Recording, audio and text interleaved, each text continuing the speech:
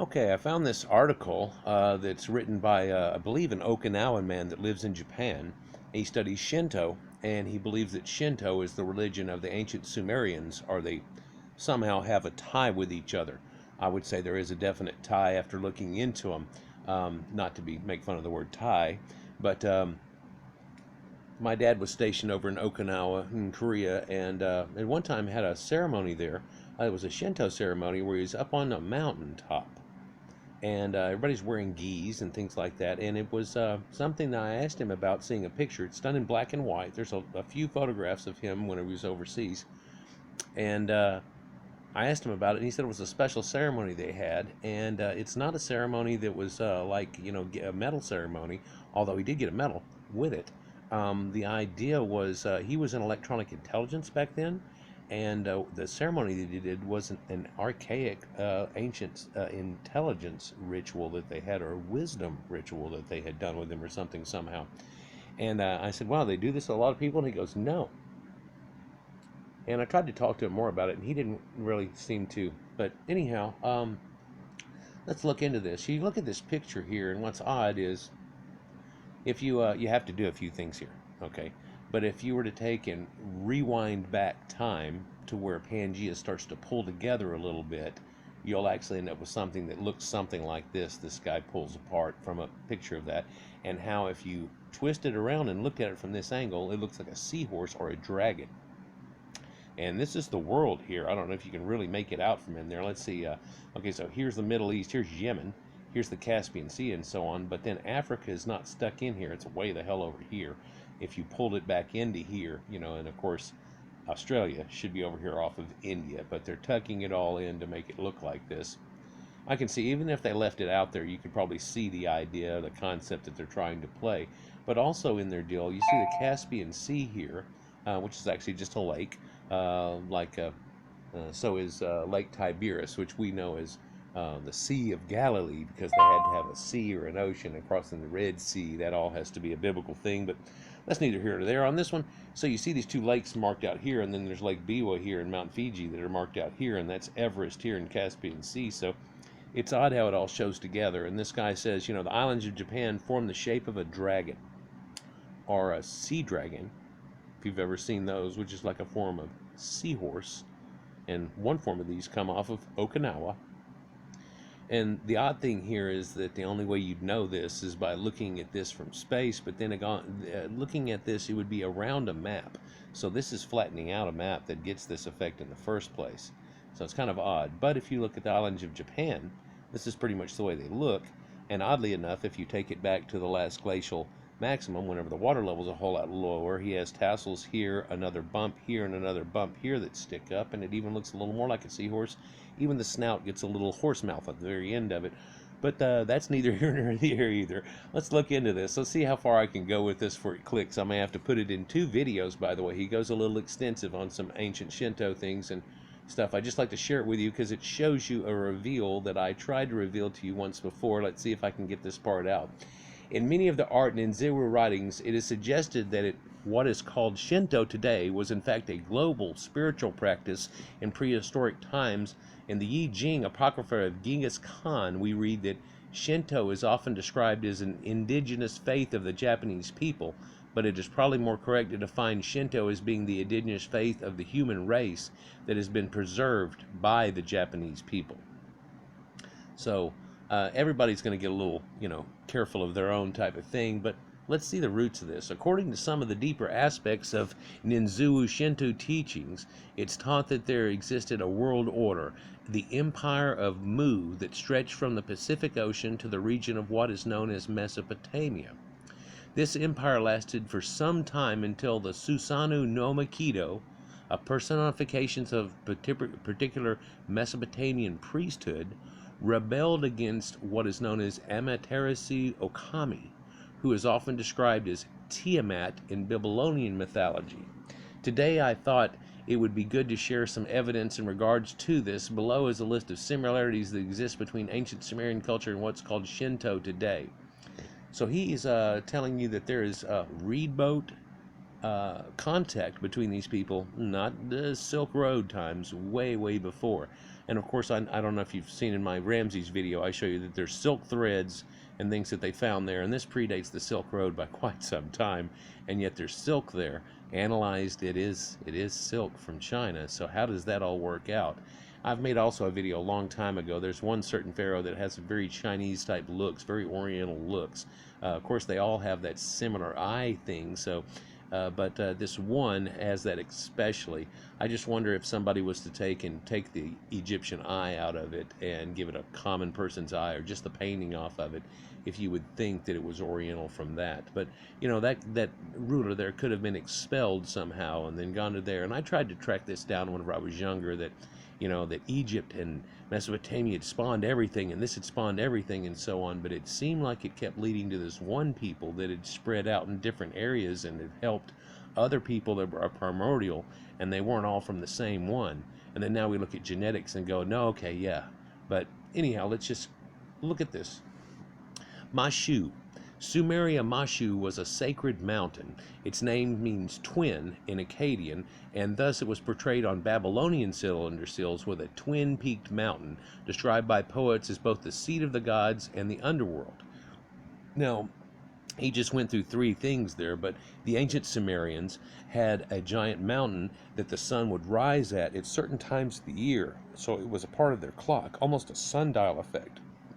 And whenever it rose up straight over a mountain, and also it would set right over a mountain. Now, whenever you were in one certain city that they had started and founded, you would have it land between two mountains on one side and between two mountains on another side at the winter solstice. This is shown in a few of the center seals. And so they had it there, that there's your two. Now, this looks, two mountains, of course, is somewhat epitified of breasts. And then you have the metaphor in the Bible where they talk about El Shaddai, God Almighty, knowing that now that Shad means breasts in Hebrew, Ai being a mountain epitaph, and then you would say this is goddess of the breasts. This was the breasted goddess that they show there. This is a Shera or Inanna, right? This is the queen of heaven, which really like goes all the way back to Ninharsag and these other things, and then Inanna is viewed as being her daughter. And there's multiple layers to this story too. And then of course you have three different cultures retelling it and vamping it in three different ways. Quite unique, and if you're able to pick it all apart, you can kind of see a lot of truth out of it once you see the three variations and what they've done with it. And you look at the ancient Sumerian original thing, and you look at the later things, and you also can see where they kind of screwed up and twisted it certain ways. Some ways they expounded upon it, some ways they didn't. You can also find this echoed into the Bible. A few times tonight you might see this echoed. Now in Japan they have Lake Meshishu, or Mashu, and it is a lake of the devil by the Anu. They knew it as that. This was rendered as Lake Mashin or Mashin Ko. And I don't know if you've noticed, but you know, ancient Sumerian is cuneiform and made with little scribbles and dots and things made with the stylus. And if you look at Japanese, it definitely has that effect. It is still a symbolic writing. It is still in that Sumerian Akkadian form, that cuneiform looking ideogram writing, right? But once you go from writing with a stylus in clay and things, and of course these were the people that started writing with paper, and you write with a pen, which is nothing more than a stylus dipped in ink and then perfected from there, and quill pens and things like that, because a quill pen's slightly hollow, it holds it into it a little bit and you get to write a little more. Nah, you don't need to go there, but this is where pen comes from, and the idea of Penuel in the Bible is the one that taught writing, and of course it's also where Jacob says when he sets up a stele, because these were an illiterate people, how does he get writing? Well, if you look at Enoch, it tells you Penuel is the bad one that gave every mankind writing, and you're like, what? And it kind of puts a weird twist to the story once you start seeing some of those things. But let's get back on this. Now, Mashim Ko by the Japanese. Over time, however, Japanese began to refer to the lake by the Japanese reading for the neighboring peak, Mount Mashu. The kanji for this peak translate roughly as scrubbed mountain area. The Ainu name for this peak, by which is commonly known today, is now Kaminapuri, or the mountain of the gods. The lake also retains its Anu name, Kamutu, or Lake of the Gods. But it was Lake of the Devil before. So are we saying that now the devil is God, or is it... Set that aside right over there. Let's continue. Cedar and pine trees.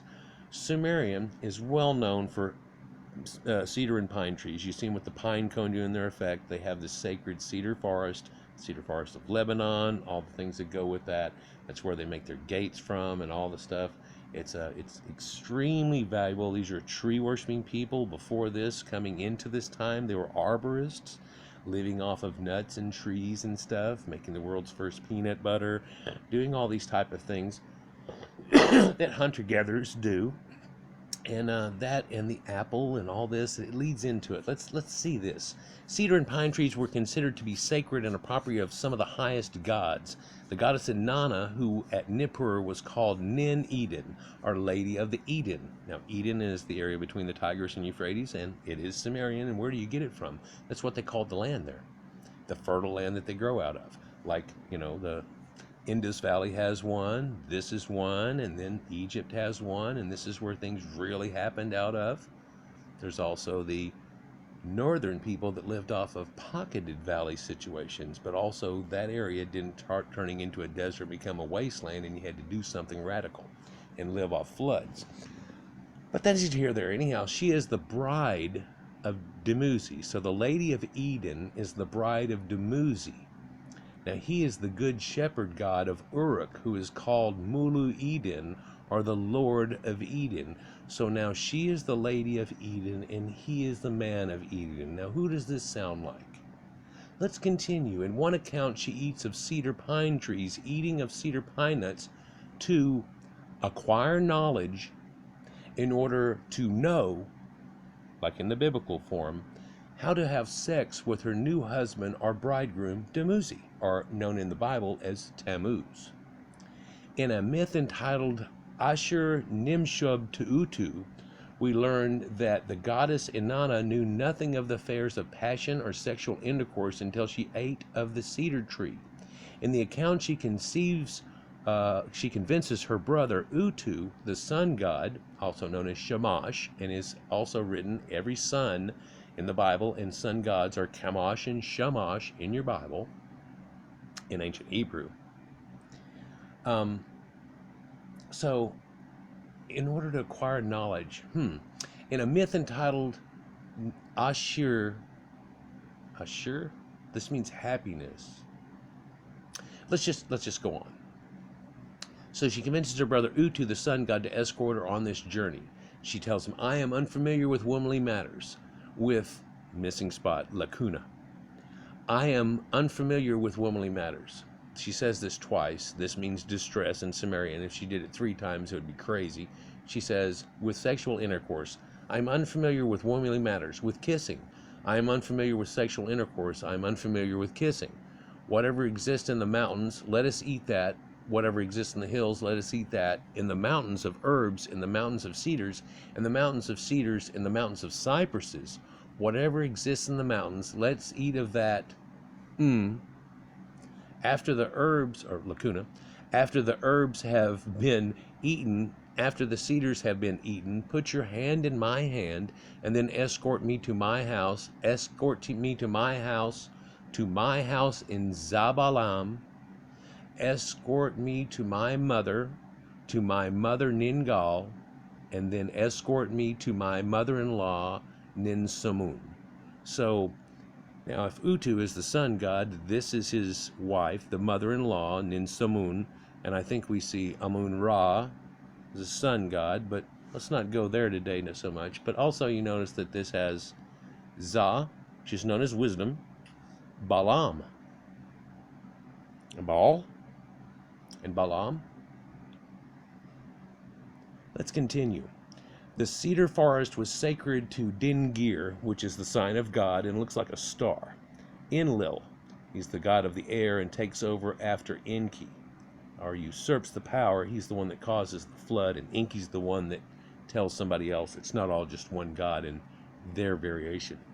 As often noted in the Gilgamesh epics, Donald K. Sharps in the book Lord of the Scrolls states the following. Tammuz, or Dumuzi, dwells in a great world tree, possibly a cedar, whose roots extend to the underworld and whose branches reach the heavens. Now, in Symbols, Sects, and Stars, we've heard of world trees before, by Ernest Busenbach, he states the following in regard to the Chaldeans, or the of Chaldee. The Chaldeans, the cedar represented not only the tree of life, but the revealer of oracles of earth and heaven as well. So he's telling you that this is not only the tree of life, but the tree of wisdom, or the knowledge of good and evil. And if you notice in the Bible, when this is presented to them, they eat, as it was described a moment ago, and then they have their first sex, and then God shows up. Now, an apple is a strange thing because the love apple is the ancient word for mandrake, and mixed just right is kind of like a love drug, and mixed in other ways is a knockout drug, and mixed in another way is kind of a poison. And to any good amount, it can always be a poison. Strangely, it shows up in the Leah and Rachel story where they're trying to somehow have a baby contest, having the 12 tribes of Israel, and when she slightly becomes barren, she offers some drugs, some mandrake, to her for a night with Jacob so she might have another kid to make the 12. It's kind of a strange story. I've got a whole video on it. Let's continue. But the idea here that we're looking at shows you where that comes from in the Bible. And if you've seen my early Genesis, we're still right there, people. Now we're going on here. We haven't even made kids yet, and I've got another Sumerian smack right in there. The above passage about the power of cedar and pine is confirmed to us in the myth of Gilgamesh and Hawawa, and you see it constantly with them using the pine cones to go and do these trees of life. Now, what's strange about this tree of life is that it's indoors. This is indoor gardening. And if you'll remember, Eden, supposedly the start of everything, is somehow in a garden. They aren't even primordial people. There's never been a supposed, for Adamic people, there's never been this hunter-gatherer time or anything before that in caveman. They don't know anything about it. They're just going to knock that off, right? Well, it doesn't really come out as reality to us nowadays, though, does it? And then when you think of the Bible saying it's 4000 BC, not so much. But what happened at 4000 BC? We're talking about it. Now, Gilgamesh and Hawawa, which this is the name of Eve. Many readers may be familiar with my studies in Sumerian mysticism and may know of the 7-gate system of initiation into Sumer. This practice is partially based on the myth concerning Hawawa.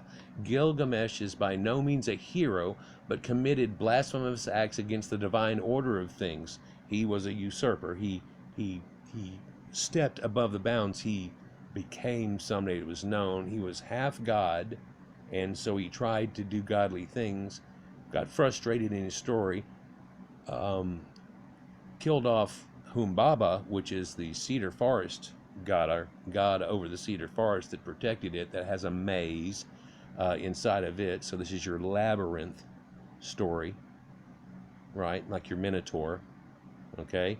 But it's from here, and it has this story of these sacred trees. Now, we take a sacred tree indoor every Christmas. We just did it recently. We keep it alive, and it's this perpetual thing that lets you know everything ain't dying at winter, because there's these evergreen trees. They're kind of named for the idea. These conifers that helped us with this cuneiform writing that... Let's continue.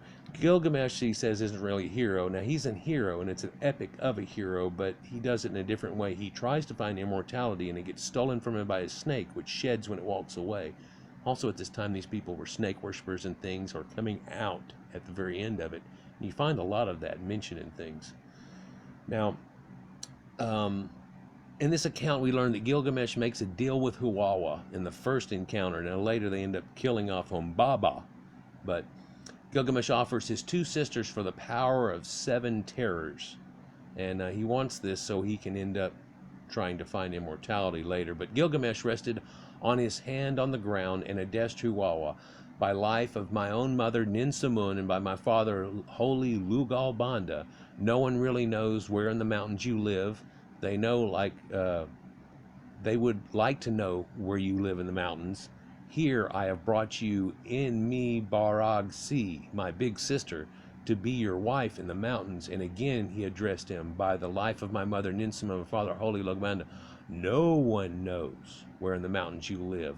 They would like to know where in the mountains you live. Here I have brought you Matur, my sister, to be your concubine, my little sister, or younger sister, to be in your concubine in the mountains. Just hand over your terrors to me. I want to become your kinsman. So he's doing things, going out of his way, appealing, trying to make all kinds of things happen. But soon after, Hawawa is deceived by Gilgamesh and eventually loses his life. So, and this is the story where he has Enkidu. Now, and you want to find the story of the Bible also flipped into that in the Gilgamesh epic. You can find Enkidu, a wild man who had not known a woman. And later this Inanna situation where she knows now, the priestess of Inanna by Gilgamesh is asked to go and seduce the man who lives out in the woods, who is Enkidu, so Lord of the Wild Woods, and he is seduced by her. She disrobes, he sees her, and she goes up and picks fruit from a tree and seduces him over a 7-day period. Now before this, he was ruining their traps and walking around with deer, and they were like his friends, like he was Tarzan or some shit. But then all of a sudden, after 7 days, he was wooed by her, and he had come to a consciousness to the point that the animals shunned away from him, and in his eyes, the animals, when they made gaze with him, were in fear now, as opposed to where they were before, whenever he was just an animal. And he takes him out of that. He has a big fight with him too, and this big fight, it goes on day and night and stuff, and then one of them gets a groin injury, and it all ends, and they become friends, and da-da-da. And doesn't this sound just like Jacob wrestling with God somehow? Yeah, there you go. He wrestled with him all night, and then he named him that. Well, he wrestled with him all night, then he named him Enkidu, because truly he's the Lord of all that stuff. The wild area, the area where the people don't have cities built, but are nomadic tent dwelling people out there, still considered to be barbaric. And let's continue. Now, he goes on and says, however, Hawawa was divinely appointed by Dingir Enlil to guard the forest. This caused a problem, right? And so by that, Inanna gets real mad, and in the original story, she asks for the bull of heaven, Gulgalana, to the great bull of heaven, which is Taurus, to come down, and he's going to be this giant bull that's going to come and kill them off, right? This happens, goes through a problem trying to get it happened, but in the process of Gilgamesh and Enkidu killing off Humbaba or Hawawa, he gets injured, and then later he dies. And he gives a vision of heaven too, and has bird wings on and so on, this angel concept, and flying up into heaven, which they used to have the thing where the birds would eat the body and fly up into heaven.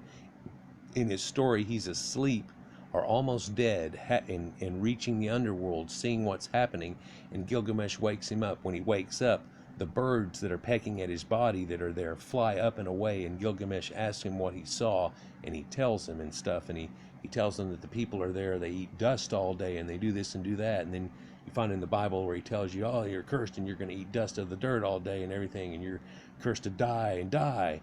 He also tells Adam and Eve if they eat of it, they're going to die, and then they don't. And people have tried to make this incredible apology about it, but he lives 900 years and does everything. Let's continue. In Japan, while the spiritual value of cedar and pine may go unnoticed by the layman, it's the value to those engaged in spiritual work, as we saw earlier in the discussion. In a similar manner to Dingir, Inanna, and Hawawa, the Tegu are said to make use of the cedar and the pine, a field guide to demons, vampires, fallen angels, and other subversive spirits by Carol Mack, which I've read here, and Dinah. States that the Tengu comprises a class of high-flying demons, probably Chinese in origin or Oriental. They principally inhabit cedar or pine trees in the mountainous areas of Japan. And this is like a gargoyle situation, too, for them. And people that take away children in the night, things like that. Anyhow, What is fascinating about the quote cited above is when compared to the prior article entitled The Tigu, Protectors of the Shinto Mysteries and Founders of the Art of Ninzuu, we learn that the Tigu are very much related to the Anzu. Now, Anzu is the bird of wisdom, like the god Ibis, who is known as Hermes, who is Thoth, the ibis-headed god in Egypt. Can we get a connection there? Okay, so, but more specifically to Pazuzu, and I've showed you Pazuzu in the origin of demons, and he's this demon that chases away other spirits. And Pazuzu in Sumerian mythology is described as the brother of Hawawa, right? So these are appealing to ancient spirits that you're doing, right? Now, of course, later somebody could say, man, you don't appeal to bad spirits, because that's devil worshiping, because you don't appeal to them at all. You give them no win. Give them no. Okay, so, oh wow, you see this, and of course, contrast of brothers. One's good, one's bad. One's always yin and yang. It's always opposites and things like that. They have these people where they have sacred marriages, which we're about to get into here, and everybody looks at it and it's incest, and these people were, no, listen, it's when they make a pantheon of gods and there's only 12 of them, then they want to add to that or say there's another aspect. How do they get that? Well, they have to say some of these people had sex. Well, they're all somewhat related. I mean, they had these kids and those guys had kids and that's it. So now at least they're second cousins and that's your half-sister and right. But then other people did actually do this because of this edict long ago that was from these founders that talked about this just in a symbolic way and just in the fact of that. But let's not go there with incest and things. The sacred marriage rite. Sumeria is a general belief in Sumeria scholars that a form of sacred marriage or rite or hieros gammas was staged between the king of Sumerian city-state and the high priestess of Inanna. This is a sacred sexual rite that they had every year. This is to recreate the Inanna and Dumuzi thing, and it's done on spring, Easter, and the fertility sign. But in an article by Rutgers University entitled The Dark Gift, we read that thus his kingship depended on his ability to consummate his marriage with the goddess, not once or twice, but 50 times. That's right, 50 orgasms, one after another, nonstop. Of course, I think we realize that even with Viagra and a fistful of little pills, you couldn't get that. It just would be, you'd have stick dick and it wouldn't go away.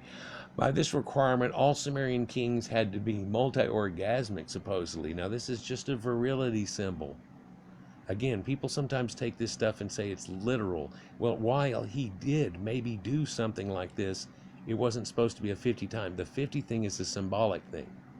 It's a number. It's a 40, 50, 60. 60 is the highest you can be in their thing.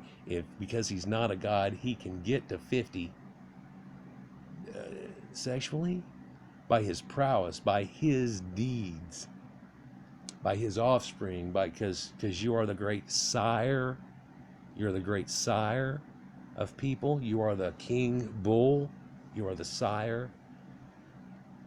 Let's continue. The high priestess, acting in this place of goddess Inanna, had sex with the new king to show that the goddess herself accepted him as their caretaker and ruler of the country. And so this is showing you that the goddess Inanna was saying, this is my Dumuzi, right? Not only did these two have sex 50 times supposedly, but the entire congregation supposedly had to sit in front row seats to see these 50 climaxes. And I don't think that's the way that it's really done, but perhaps he did show his prowess in front of people. Who knows? Now, the ritual text itself used in the actual Sumerian sacred marriage rite makes clear that it is the king apparent assuming the role of the mortal Dumuzi who experiences these 50 orgasms. It's symbolically to become a half god, right? Like Gilgamesh of Lugalbanda. Okay, so Inanna spoke, "My beloved, the delight of my eyes, met me. We rejoiced together. He took his pleasure of me. He brought me into his house. He laid me down on the fragrant honey bed. My sweet love lying by my heart, tongue playing. One by one, my fair Dumuzi did so 50 times. Now my sweet love, i.e. Dumuzi, is satiated," right? He is sated. And what's weird about the word sated is this comes from Saturn, and also it comes with Satan, which is an adversary. Sated. Let's just go on. Dingiranana, later known as the goddess Ishtar, was one of the most celebrated deities of the ancient Mesopotamian pantheon. Sorry, I'm trying to go too fast. In another account entitled Inanna's Descent to the Netherworld, we read the following about Dingiranana and her preparation for descent. Now, in this, she's going to be getting dressed, and I'll read it to you real quick, but this is where she has to go to the underworld, and then when she gets there, they undress her one thing by one thing, and she has to call out and go through these phases, and she finally gets to Muzi and brings him back. Then the idea is that the underworld gets to keep him. So he dies symbolically every year, but every spring he comes back, and his coming back to Sumer is the reason the floods happen and all the plants grow. He brings spring, like Johnny Appleseed when he comes, the great Dumuzi, and da-da-da. And if people go through a drought, somebody didn't worship this crap right through the last year. You follow me? She took the 7 divine powers. She collected the divine powers and grasped them into her hand, and with the good divine powers she went on her way. She put on a turban, headgear for the open country, on her head. She took a wig for her forehead. She hung small lapis lazuli beads around her neck. She placed twin egg-shaped beads on her breast, or covers, a bra. She covered her body with a pala dress, the garment of ladyship. She placed mascara, which is called Let a Man Come, Let Him Come. So they kind of understand that mascara and stuff is sexy eyes, right? Now, of course, in the Bible it says, one of the things in Enoch it says that's bad is that people learned how to do makeup and music and things that the list that they give is kind of strange. Writing is one of them. And then if you look at the ancient Sumerian tales, these are things that are given and da-da-da-da-da-da-da. So whenever they're putting down Babylon, they're just literally pegging this stuff, right? Anyhow, this is the garment of ladyship. Then she placed mascara on her eyes. She pulled the pectoral, which is a breastplate, right? But it is a bustier, called Let a Man Come, Let Him Come. So this is a push-up bra, girls, guys, hey, right? All right. She pulled the, I'm sorry, I read that. Let a Man Come over her breast. So she did that. Placed a golden ring on her hand. She held the lapis lazuli measuring rod and a measuring line in her hand. Now this is the symbology you also see in the ancient Sumerians where they have the rod and the flail. Right? The main idea behind the sacred marriage rite is the union of heavenly force, normally depicted as the goddess with an earthly king or an anointed one or an initiated man, the chosen. The elite are elected. The elders made this happen. The ancient Mesopotamian mythology upon which the sacred marriage rite is based finds a strong resemblance in ancient Shinto mythology. Japan, in the same manner that is reported to the goddess Inanna, prepared herself in an attractive manner and preparation for her descent. The Nihon Shokai describes similar actions being taken by the Amino Uzume no Mikito. Now, Amino Uzume no Mikito, who is revered in the ivory tablets of the crow, which there's 12 of, I believe, and that's your symbolic me tablets, 12. It's called the Ayakox, accompanied by Ninigi.